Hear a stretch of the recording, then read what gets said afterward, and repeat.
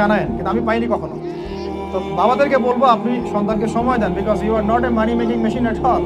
আপনি কোনো মানি making machine নন।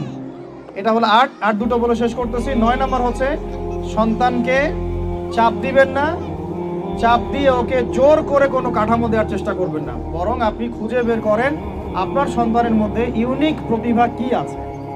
এই মেয়েটার মধ্যে হয়তো একটা প্রতিভা আছে যেটা আমার মেয়ের মধ্যে নাই, এর মধ্যে একটা প্রতিভা আছে ইউনিক যেটা ওর মধ্যে নাই, ওই ছেলেটার মধ্যে একটা প্রতিভা আছে যেটা আবার এই মেয়ের মধ্যে নাই। আপনি কখনো কারোর সাথে কারো তুলনা করবেন না।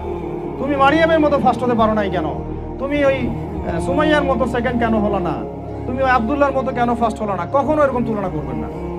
এগুলো করলে ছেলেরা ভিতর থেকে, মেয়েরা ভিতর থেকে খুব ডিপ্রেসড হয়ে যায়, আত্মবিশ্বাস হারায় ফেলে। ওরা মানে মনে করে হয়তো আমার দ্বারা কিছু হবে না। বরং আপনি আরো উৎসাহিত করবেন, কোনো সমস্যা নেই বাবা, কোনো সমস্যা নেই আম্মু, এবার পারো নেই, পরে এবার হবে ইনশাআল্লাহ।